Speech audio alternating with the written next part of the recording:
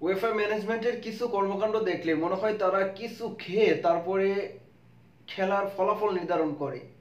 K man of the match হবেন, কে best player হবেন সেগুলো নির্ধারণ করেন।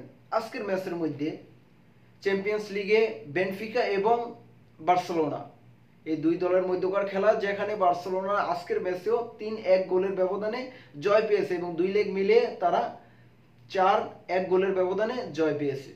সেই ম্যাচে রাফিনহা দুইটি গোল করেন এবং দুইটি গোলের পাশাপাশি তিনি একটি অ্যাসিস্ট করেন। অন্যদিকে লামিন ইয়ামাল যিনি একটি গোলের পাশাপাশি একটি অ্যাসিস্ট করেন, যেখানে নিঃসন্দেহে যদি কারো কাছে একেবারে যারা ফুটবল খেলাটা নিম্নতম একেবারে কিছুটা হলেও বোঝে এরকম মানুষের কাছে যদি আজকে জিজ্ঞাসা করা হয় যে আজকে ম্যান অফ দ্য ম্যাচ কে হবে, কে ম্যাচ সেরা হবে, তাহলে নিঃসন্দেহে সবাই বলে দিবে রাফিনহা, যেখানে তার দুইটি গোল, তিনটি গোলের মধ্যে দুইটি গোল রয়েছে এবং একটি অ্যাসিস্ট রয়েছে এবং সর্বোচ্চ রেটিং রাফিনহার আজকের ম্যাচের মধ্যে। কিন্তু সেই রাফিনহাকে দেওয়া হলো না ম্যান অফ দ্য ম্যাচ, দেওয়া হলো কাকে? পেদ্রিকে। লামিন ইয়ামালকেও দেওয়া হয়নি, কারণ লামিন ইয়ামাল একটা অসাধারণ গোল করেছে এবং একটি অ্যাসিস্ট করেছে। যদি লামিন ইয়ামালকে দিত তাহলেও নিজে বুঝতে পারতাম যে আসলে লামিন ইয়ামালকে দিয়েছে, কারণ সে ভালো পারফরমেন্স করেছে, একটা গোল করেছে, একটা অ্যাসিস্ট করেছে, এই জন্য তাকে দেওয়া হয়েছে। অন্যদিকে প্রথম বেনফিকার বিরুদ্ধে এই চ্যাম্পিয়ন্স লিগের প্রথম লেগে, মানে বেনফিকার বিরুদ্ধে প্রথম লেগের ম্যাচে 1-0 গোলের ব্যবধানে বার্সেলোনা জয় পেয়েছে এবং সেই ম্যাচেও একটি মাত্র গোল এই রাফিনহার পা থেকেই আসে। কিন্তু সেই ম্যাচেও এই পেদ্রিকে ম্যান অফ দ্য ম্যাচ দেওয়া হলো।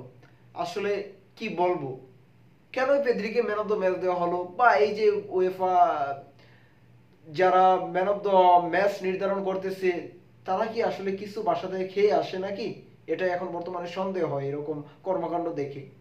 পেদ্রি কেন পাবে ভাই? আজকের ম্যাচের মধ্যেও তো সর্বোচ্চ টপ পারফর্মার রাফিনহা, সর্বোচ্চ রেটিং রাফিনহার, সর্বোচ্চ গোল করেছে রাফিনহা, অ্যাসিস্ট করেছে রাফিনহা, ক্যাপ্টেন রাফিনহা, তারপরও কেন তাকে দেওয়া হলো না? ভাই এগুলো মাথায় ধরে না। আজকের এই খেলাটা দেখে, খেলাটার পরে যখন দেখলাম যে Raphinha man of the match পায় না, প্লেয়ার অফ দ্য ম্যাচ বা আজকের ম্যাচ সেরা হয়নি, হয়েছে পেদ্রি, তখন কি বলবো যে খেলার মধ্যে আসলে কি দেখে নির্ধারণ করা হয় সেটা এখনো পর্যন্ত বুঝতে পারিনি। আর ব্যালন ডি'র পাওয়ার খুব, মানে পাওয়ার দৌড়ে এগিয়ে আসছেন এখন বর্তমানে রাফিনহা, যেখানে তার সাথে ছিল মোহাম্মদ সালাহ, কিন্তু মোহাম্মদ সালাহ লিভারপুল আজকে হেরে যায়। তো হেরে যাওয়ার কারণে তারা পিএসজির কাছে হেরে যায় এবং হেরে যাওয়ার কারণে সালাহ অনেকটাই পিছিয়ে গেছেন এবং সেই দৌড়ে ব্যালন্ডিয়রের দৌড়ে এগিয়ে আছে রাফিনহা। তার পাশাপাশি রয়েছে কিলিয়ান এমবাপ্পে, তার দল রিয়াল মাদ্রিদ।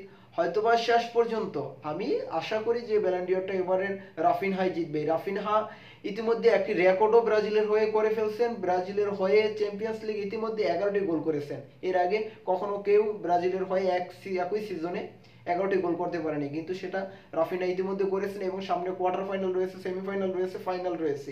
যদি ধাপগুলো ধীরে ধীরে পের হতে পারে তাহলে হয়তো বা আরো বড় তার রেকর্ডটাকে আরো শক্ত করবে, এটাই প্রত্যাশা করি এবং সামনে ব্যালন ডি'রটা অবশ্যই রাফিনহা জিতবে। আর আজকে যা করেছে ওয়েফা, আসলে কি বলবো, সেটা খুবই অন্যায় করেছে।